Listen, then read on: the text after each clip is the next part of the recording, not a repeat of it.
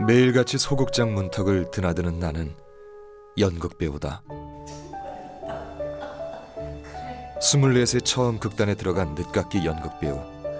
이름만 대면 누구나 다 아는 유명한 배우는 아니지만 지금까지도 무대에만 오르면 처음 연기를 했던 그날처럼 울고 웃고 또 미치는 그런 연극배우다. 무대를 나서면 또 다른 나의 일상이 기다리고 있다. 바로 바이크를 타고 어디로든 달려가는 것. 오늘 내가 향하는 길 끝엔 45일 만에 100만 명이 다녀갔다는 담양이 기다리고 있다. 담양에 그토록 많은 이들이 모인 이유는 무엇일까? 45일의 기적, 그 비밀을 풀 열쇠는 대순마을에 있다. 그리고 오늘 나는 담양으로 간다.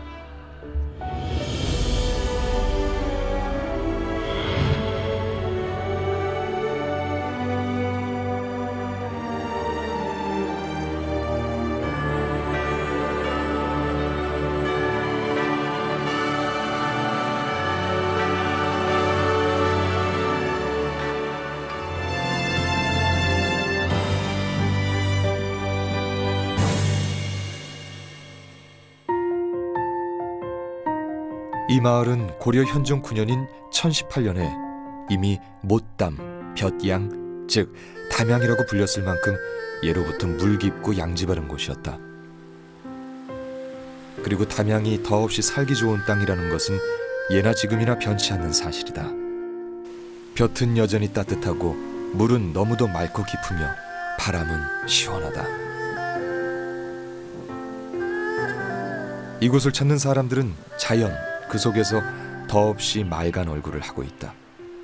우선 여기 너무 쉬기 좋은 것 같아요. 나무도 되게 많고 그냥 여기저기 쉴 때도 되게 많은 것 같아서 힐링이 되는 것 같아요. 담양의 깨끗한 생태를 제대로 보고 싶다면 고민하지 말고 어디로든 발을 내딛기만 하면 된다. 가장 먼저 도착한 곳은 1976년에 완공된 국민관광지 담양호. 특히 호수를 오른편에 두고 가마골로 향하는 길은 아름다운 담양호의 풍광을 즐길 수 있는 최고의 드라이브 코스다. 탁 트인 호수를 바라보며 마음껏 달리다 보면 머릿속이 한결 가벼워진다. 추월산과 금성산을 좌우에 거느리고 있는 풍경을 보고 있으면 나도 모르게 산자수명이란 찬사가 툭 튀어나온다. 담양이란 이름이 담고 있는 못과 볕, 이곳에서 원없이 누리고 갈 수 있다. 이 길을 따라 쭉 달리다 보면 담양이 자랑하는 또 다른 풍광을 만날 수 있다. 바로 메타세콰이아 가로수길. 하늘 높은 줄 모르고 쭉쭉 뻗어있는 약 8km의 메타세콰이아 길은 담양을 대표하는 랜드마크다. 정말 좋죠? 계절마다 다른 낭만을 선사하는 담양 메타세콰이아 길은 해마다 많은 사람들이 찾아오고 있는데요. 담양 여행의 시작점이라고 할 만큼 꼭 한 번은 들러봐야 한 길입니다. 2006년 한국의 아름다운 길 100선 중 최우수상에 선정된 담양 메타세콰이아 가로수길. 지난 8월엔 국가산림문화자산으로 지정되기도 했다. 낭만과 여운이 있는 멋스러운 이 길을 이 끝에서 저 끝까지 걸으며 도란도란 추억을 담아가고 있는 이들. 이곳에 한 해에만 60만 명이라는 수가 찾아오는 이유도 역시 꾸며지지 않은 자연 그대로의 모습으로 반겨주기 때문이다. 지금 이 가로수길 바닥이나 이런 데를 보시면 알겠지만은 다른 곳은 이렇게 뭐 인공적으로 길을 조성해 놓은 그런 냄새가 나는 그런 데 있는데 이 길은 자연적으로 우리 애기랑 같이 걸을 수 있는 그런 길이 될 수 있는 것 같아서 좋습니다. 기대를 가지고 여기 처음 왔는데 보시다시피 오늘 아침에 하늘도 너무 맑고 춥다고 생각했는데 날씨도 너무 좋으네요. 공기도 좋고 여기에 또 같이 온 일행들하고 너무 좋습니다. 행복한 시간이 될 것 같습니다. 끝이란 없을 것처럼 기세 좋던 한여름의 녹음이 치고 가을빛으로 물든 메타세콰이아 길. 이곳을 지나 나는 또다시 달린다. 다음엔 또 어떤 이야기가 기다리고 있을까?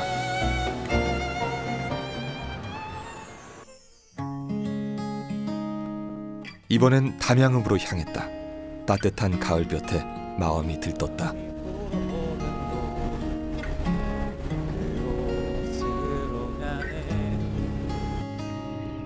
읍으로 향하는 길에도 역시 양옆으론 나무가 길게 줄지어 서 있다.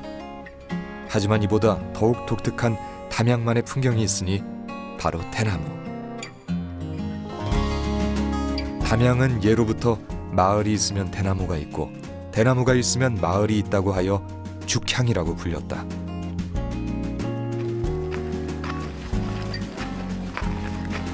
이렇게 깊게 뻗은 대나무를 보니까 저도 쭉쭉 하늘로 뻗어나가고 싶네요. 이유가 있죠. 대나무가 잘 살기 위해서는 몇 가지 조건이 있어요. 즉 물이 있어야 되고요. 그다음에 공기가 아주 맑아야 됩니다. 그다음에 토양이 이 마사토로 돼가지고 물이 잘 빠져야 되는데 이 삼박자가 다 잘 맞는 거죠. 9개 마을에 무려 50헥타르가 넘는 대나무 밭이 고르게 분포하고 있다는 사실만으로도 담양이 대나무 생장에 아주 적합한 곳임을 알 수 있다.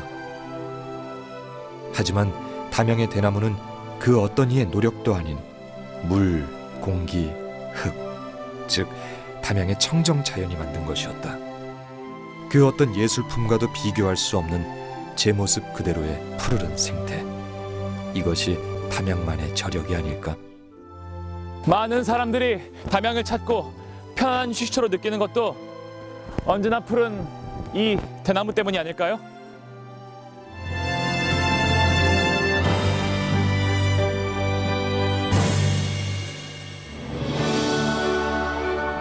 담양하면 가장 먼저 떠오르는 이미지, 바로 안락한 쉼터라는 것이다. 담양의 휴식을 대표하는 공간 한 곳이 떠올랐다. 해마다 150만 명 이상이 찾아오는 이곳. 언제나 푸르른 중록원이다. 2003년에 조성된 중록원은 이견 없는 이 지역 대표 관광 명소로 무려 34만 제곱미터의 넓은 대숲이 펼쳐져 있다. 이곳은 일단 한 발 내딛기만 하면 알 수 없는 편안함이 스며든다. 청정한 느낌이 들어서 마음이 정말 깨끗해지는 것 같아요.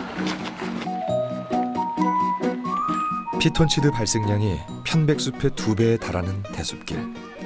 푸른 잎 사이로 퍼지는 이 맑은 공기를 마시다 보면 누구나 대숲에 매료되기 마련이다. 이렇게 대나무의 기계를 보낼 수 있는 것 같고 또 남자의 그 기상이라든가 그런 걸 좀 느끼고 가는 것이죠. 좋아가지고 전에도 여기, 와보니까 좋더라고요. 좋아서 다시 몇 년 찾았어요. 전에 왔었어요. 여기 또 대나무 세계 대나무 축제 한다고 그래서 또 겸사겸사 들렀어요. 언제나 푸른 대숲의 풍광은 마치 두 손을 맞잡은 노부부의 모습처럼 늘 편안하다. 중록원이 안온한 쉼터로 여겨지는 것도 이런 연유가 아닐까? 대숲을 벗어나도 쉼의 의미는 이어진다. 중록원 인근 담양읍을 감돌아 흐르는 담양천을 따라 수백 년 수령의 노거목이 아름드리 서 있는 관방재림. 현재 천연기념물로 지정된 구역 안에는 185그루의 나무가 자라고 있다.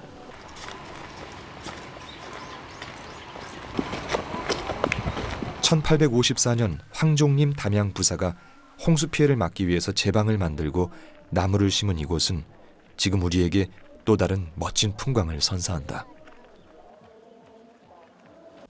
친구가 담양 여행 갔던 사진을 보여줬는데 그 사진이 너무 예뻐가지고 오게 되었는데요. 실제로 보니까 사진보다 되게 나무도 푸르고 단풍 들어가지고 가을 느낌도 나고 너무 예뻐요.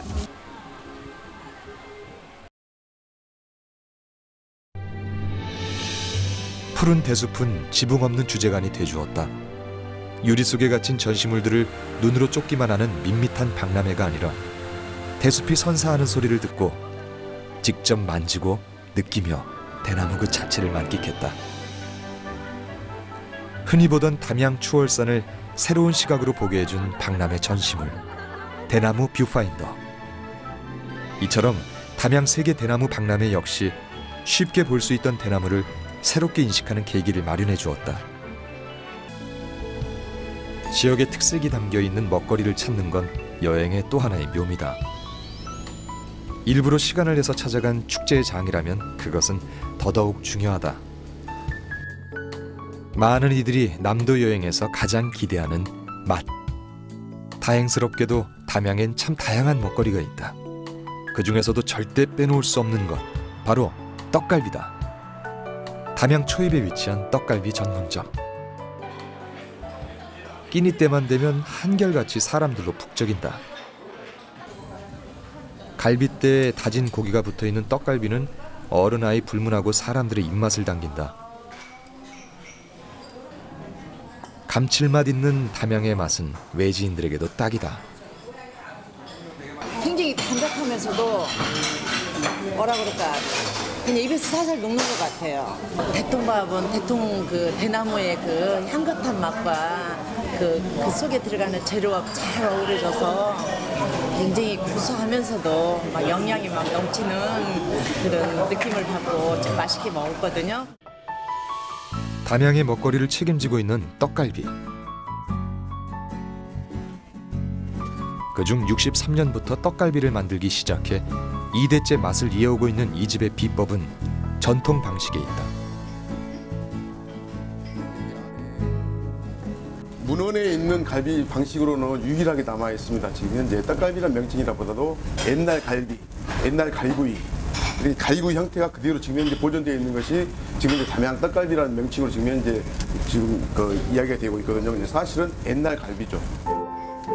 이 떡갈비는 18세기 조선시대 요리서인 시의전서에 기록된 가리구이의 원형을 따르고 있다. 정육을 분쇄하는 것이 아니라 갈비살을 일일이 다져가며 식감을 살리는 것이다.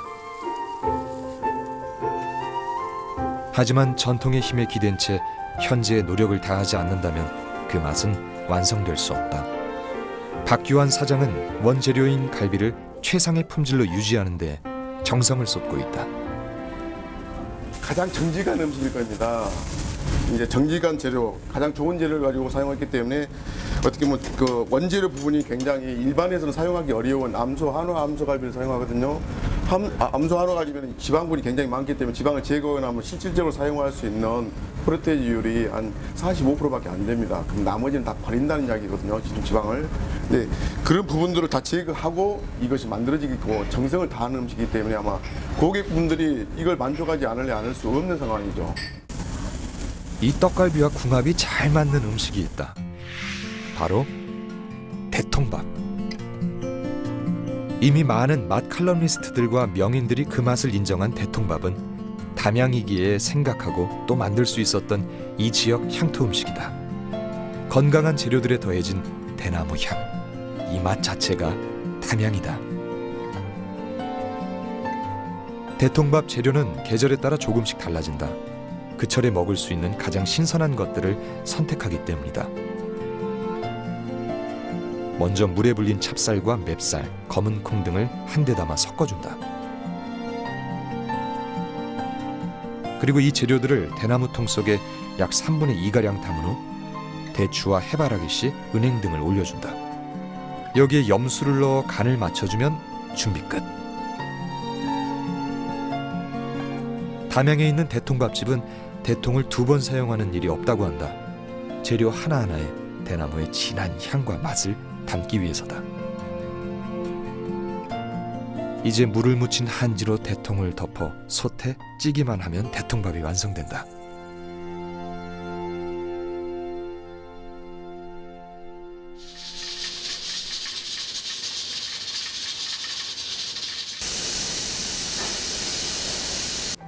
약 30-40분 후 드디어 대통밥이 완성됐다.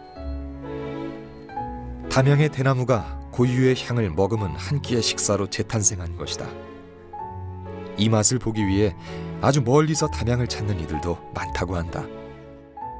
굉장히 중요합니다. 타지에 이 인근에 관광지가 많이 있습니다. 유명한 관광지인데 음식이 제대로 향토 음식이 제대로 되지 않는 곳에서는 식사 부분을 하기 위해서 어쩔 수 없이 그쪽에서 관광을 하고 식사를 하기 위해서 담양을 들립니다. 담양을 들리면서 또다시 담양의 관광 자원을 버는 거죠. 그래서 하는 어떤 지역의 대표적인 향토 음식이 있다는 것 자체가 굉장히 중요합니다. 관광 산업자로서는.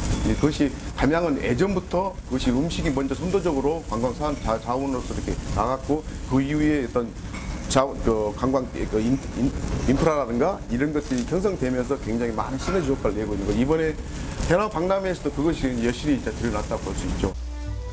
명성이 자자한 담양 떡갈비. 과연 그 맛은 어떨까? 다진 고기라서 식감이 별로일 줄 알았는데 되게 씹는 맛도 있고요. 이게 정말 고소하고 육즙도 풍부하고 정말 맛있어요.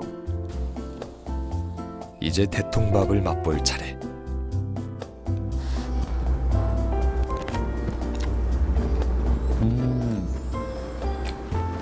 대나무 안에 들어있어서 그런지 대나무 향이 정말 밥에 많이 배어 나오네요. 담양만의 맛이 있다는 것은 어떤 의미일까?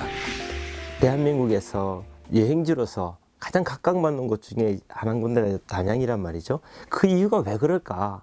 담양은 기본적으로 지역의 브랜드를 나름대로 굉장히 설정을 잘한 거죠. 대나무라고 하는 테마에 집중했고, 특히 대나무라고 하는 브랜드를 관광객이 체험할 수 있는 공간, 그런 상징적인 공간이 바로 중록원이잖아요. 그런 중록원이라는 공간을 개발했고, 또 그 중록원에서부터 파생해서 여러 가지 먹거리들이 또 주변에 굉장히 풍부해요. 떡갈비부터 시작해서 국수의 거리, 뭐 이런 것들이 아주 다양하게 있다 보니까 말하자면 하나의 명확한 테마와 그것과 연계되는 다양한 상품들이 이렇게 먹거리처럼 꿰어져 있는 거죠. 뭐 이런 점들이 아마 관광객들에게는 전체로서 담양하면 아주 매력적인 곳으로, 여행하기에 적합한 곳으로 이렇게 인식이 되는 거 아닌가 싶어요.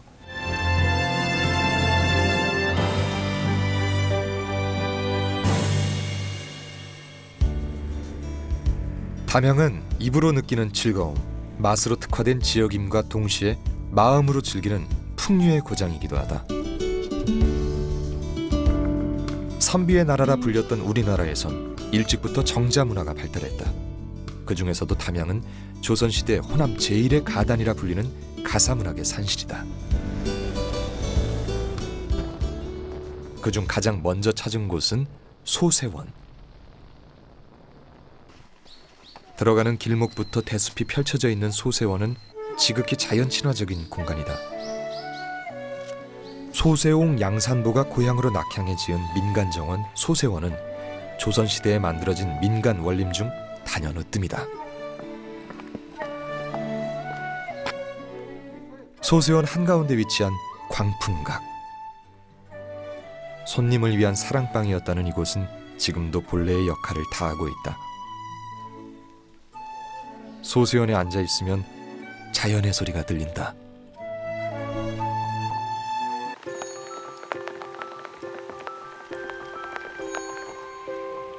광풍각이 손님들과 담소하던 사랑방이라면 제월당은 주인의 독서 공간이었다. 소수의 처사 양산보의 조촐한 집.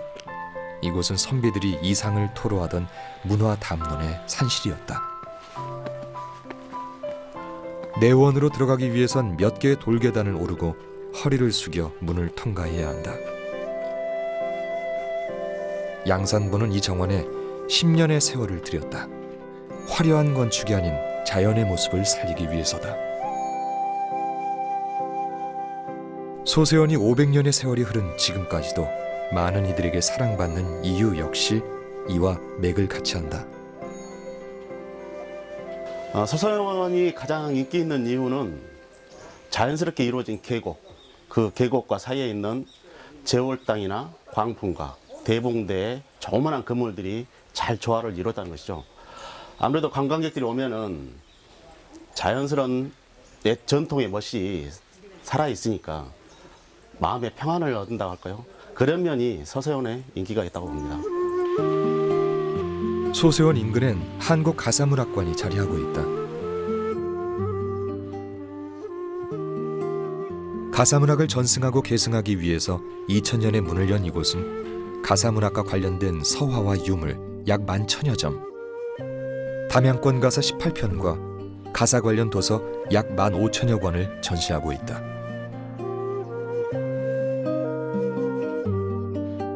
그리고 그곳에서 만난 선조들의 풍류는 담양 곳곳에 자리한 정자에서 다시금 되새겨 볼 수 있다. 누정은 예로부터 경치가 좋은 곳에 지어졌다. 자연을 배경으로 사방의 경치를 완상하고 시를 읊었던 풍류의 장소. 담양의 정자 문화가 발달했다는 것은 곧 담양이 빼어난 풍광을 자랑하는 땅임을 의미한다. 시경정에 올라 바깥 경치를 내려다보니 조선시대 가객들의 노랫소리가 들리는 듯하다. 16세기에 들어오면서 담양 지역에는 면왕 송순, 석천 유목령, 소세처사 양산보, 송광 정철 등 조선시대 유학자들의 왕래가 부쩍 늘어났습니다. 그들은 무등산과 영산강 시원인 이곳 담양의 뛰어난 자연 경관, 따뜻한 기후, 그리고 풍부한 경제력을 바탕으로 소세원, 면왕정, 시경정 등 정자와 얼림을 짓게 되었던 것이죠. 그곳에서 그들은 풍류와 휴양을 즐기면서 상호 인간관계를 두텁게 하여 많은 한시와 가사작품 등을 창작하는 담양만의 독특한 정자문화를 만들었던 것이죠.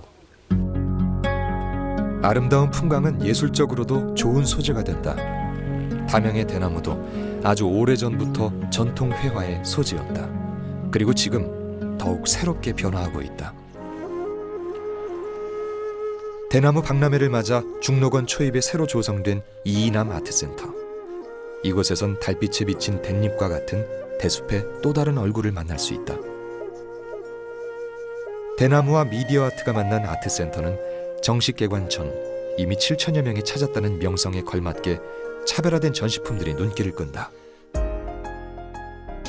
수학여행 때문에 왔는데 이렇게 자연이랑 문학을 같이 섞어놓은 전시를 한번 보니까 같이 수업도 풍부해지는 것 같고 수업 시간에 들었던 내용을 다시 한번 되살릴 수 있는 기회라서 좋았던 것 같아요.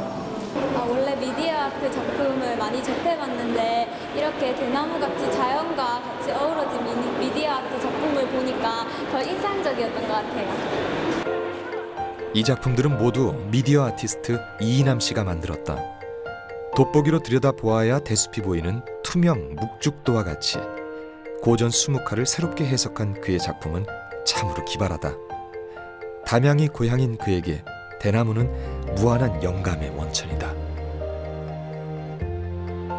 대나무가 가지고 있는 고유의 그런 아름다움, 그리고 이제 저는 어렸을 때부터 그런 대나무를 보고 자랐고 그 삶 속의 대나무를 봤어요. 그러니까 비 올 때의 대나무 모습, 또 밤에 보는 대나무, 또 눈이 내릴 때의 대나무의 어떤 풍광들을 봤고 자연이 참 좋고 너무 중록원이라는 자연이 위대하고 거기에 어떻게 보면 자연과 다른 묵죽도지만 대나무지만 대나무로 소재한 작품들이지만 이게 테크놀로지라는 거죠. 그래서 기술적으로 보여지는 이 대나무는 어떨까 이제 그런 생각을 가지고 평면적인 사물에 생명력을 불어넣는 작업과 함께 일상화돼 있는 삶의 틀을 전혀 새로운 시각으로 접근하게 하는 낯설게 하기 기법. 이것이 이이남 씨의 미디어 아트를 관통하는 핵심이다. 우리가 봤던 대나무는 저희 그냥 주변에 있는 자연이었는데 여기 와서 대나무를 바라보니까 그 영상에 비춰지는 모습이 이렇게 아름답게 생활에서 반영이 될 수 있구나. 그리고 밤하늘에 빛나는 별들과 그 밤에 보이는 그런 대나무들이 저는 개인적으로 굉장히 좋았었던 것 같아요. 어떻게 생각하면 자기 집안에 대나무를 두고 볼 수 있는, 그러면서도 대나무의 어떤 정신과 그 다음에 대나무가 갖고 있는 어떤 자연스러운 점을 소통할 수 있는 기회를 가질 수 있겠다. 그리고 2015 담양 세계 대나무 박람회를 통해 대나무는 또 한 번 변신했다. 바로 3D 홀로그램을 입힌 박람회 킬러 콘텐츠 뱀부쇼. 긴 줄도 마다하지 않을 정도로 사람들에게 큰 호응을 얻었다. 대한민국 최초의 홀로그램 뮤지컬 뱀부쇼. 3면에 설치된 대형 스크린을 쉴 새 없이 채우는 화려한 영상. 그리고 신나는 음악과 춤으로 버무려진 배우들의 수준 높은 퍼포먼스는 쉽사리 눈을 떼기 힘들었다. 첫날부터 국내외 귀빈과 대나무 전문가, 관람객들로부터 찬사를 받은 뱀부쇼. 어떻게 만들어지게 된 걸까? 뱀부쇼를 처음에 이제 기획한 단계는 이랬어요. 어떤 거냐면 전부 다 박람회나 이런 곳들에 가면 저희가 주제 영상관 아니면 3D관 뭐 이렇게 돼 있어서 사람들에게 그냥 일방적으로 영상을 봐라라는 어떤 메시지가 강했거든요. 그리고 또 굉장히 천편일률적인 그런 영상들이었죠. 그래서 근데 저희가 유럽이라든지 해외 기타 도시들을 나가면 그 도시만의 독특한 쇼 같은 게 있지 않습니까? 그래서 여기도 담양의 대나무만의 좀 한번 쇼를 한번 만들어보자 이거에서 처음에 출발을 했고요. 좀 더 새로운 컨텐츠를 찾아보자 했던 것들이 이제 홀로그램입니다. 그것들을 홀로그램을 좀 도입을 하고 홀로그램 플러스 아이들이 좀 즐거울 수 있는 실제적으로 배우가 출연해서 뮤지컬도 같이 한번 융복합해보자 해서 3D 홀로그램 뮤지컬인 거죠. 근데 이야기 구성들 자체에서도 또한 그런 컨텐츠 자체도 신기했던 요소가 있었고요. 그래서 좀 사랑을 받았고. 할아버지가 손녀에게 동화책을 읽어주면서 시작하는 뱀부쇼. 동화 속의 내용은 담양의 한 효심 깊은 청년이 봉황의 도움으로 목숨을 건지고 대나무 씨앗을 선물받아 훗날 담양 대나무밭의 시초가 됐다는 설화를 전해준다. 봉황은 오동나무가 아니면 깃들지 않고 대나무 열매가 아니면 먹지 않는다는 전설에 착안한 것이다. 그리고 이야기를 전달하는 데에서 그치는 것이 아니라 시선을 압도하는 영상에 보고 듣는 즐거움을 더하면서 관객들에게 새로운 경험을 선사했다. 할아버지가 나타나고 춤을 춘 게 재밌었어요. 뮤지컬하고 함께 하니까 애들이 더 집중을 잘하고 좀 새로운 걸 접할 수 있어서 좋은 기회였던 것 같아요.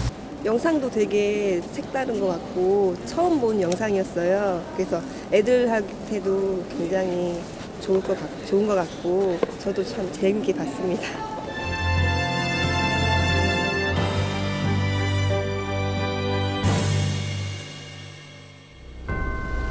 담양 곳곳을 누빈 바이크 여행. 그곳은 대숲 사이로 불어오는 한 줄기의 바람이 있었고 옛 선조들의 시 읊는 소리가 있었으며 오랜 전통을 지켜오고 있는 사람들이 있었다. 담양은 예부터 내려오는 가치들을 집약시켜 2015 담양 세계 대나무 박람회를 개최했고 100만 명이라는 이들의 호응을 끌어내며 녹색 미래를 여는 단초를 마련했다.